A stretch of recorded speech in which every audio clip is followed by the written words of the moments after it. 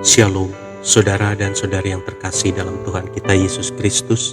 Marilah kita luangkan waktu beberapa menit untuk berkencan dengan Tuhan saat ini, agar dari hari ke hari kita semakin dekat dengan Tuhan, sehingga hidup kita semakin diberkati dan menjadi berkat.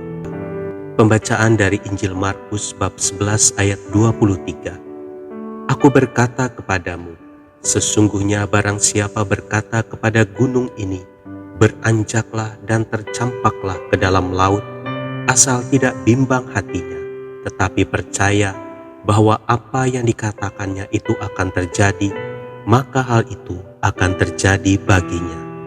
Demikianlah sabda Tuhan, terpujilah Kristus. Saudara dan saudari yang terkasih dalam Tuhan kita Yesus Kristus, pada tahun 2006, seorang wanita keturunan India bernama Anita Moorjani mendadak koma dan dirawat di rumah sakit. Anita didiagnosa menderita kanker ganas stadium 5 dan divonis bahwa usianya hanya tinggal 36 jam karena organ-organ tubuhnya sudah tidak berfungsi lagi dengan baik. Dalam kondisi tidak sadar, Anita merasa bahwa dia sudah berada di alam lain, di mana dia merasakan sebuah kebahagiaan yang belum pernah dia rasakan sebelumnya. Saat itulah Anita menyadari tentang apa arti hidupnya dan kehadiran orang-orang di sekitarnya. Di alam itu, Anita diberi dua pilihan, untuk melanjutkan perjalanannya di dunia atau meninggalkan dunia untuk selamanya. Setelah itu, Anita tersadar dari komanya. Dokter menjadi heran karena seluruh sel-sel kanker yang ada dalam tubuhnya hilang sama sekali. Organ-organ tubuhnya yang semula tidak dapat bekerja mendadak bisa berfungsi secara normal.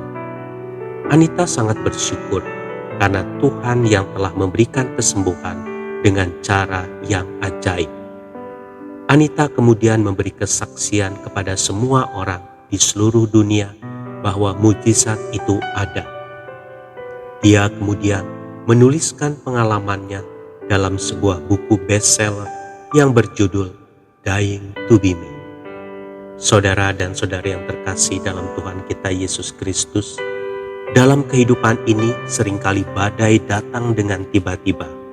Sebab itulah kita merasa terpuruk dan terjatuh begitu dalam, seolah-olah tidak ada seorang pun yang bisa menolong kita.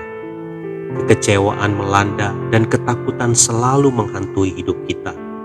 Segala jalan terasa buntu dan keajaiban terasa mustahil untuk terjadi. Langkah pertama yang harus kita lakukan di saat-saat seperti itu adalah mengendalikan diri kita. Jangan biarkan ketakutan, kesedihan, dan segala sesuatu yang negatif meracuni pikiran kita. Jangan menyerah dan putus asa, sebab kita masih memiliki Tuhan. Yang perlu kita lakukan hanya datang dan mendekat kepadanya. Serahkanlah segala beban dan masalah kita kepada Tuhan. Kita mungkin tidak sanggup untuk menyelesaikan masalah itu, namun percayalah bahwa Tuhan pasti sanggup melakukannya untuk kita. Berserah bukan berarti menyerah, namun mempercayakan diri kita sepenuhnya kepada Tuhan dan mengandalkan Dia dalam setiap permasalahan hidup kita.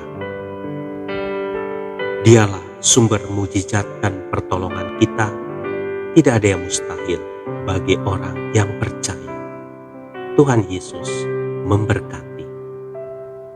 Marilah kita berdoa dalam nama Bapa dan Putra dan Roh Kudus. Amin. Tuhan Yesus, ketika Engkau mengizinkan suatu masalah atau penyakit menimpa kehidupanku, maka aku percaya bahwa jalan keluar dan pemulihan telah Kau siapkan bagiku. Tambahkan imanku agar aku tidak meragukan kuasa-Mu. Amin. Dalam nama Bapa dan Putra dan Roh Kudus.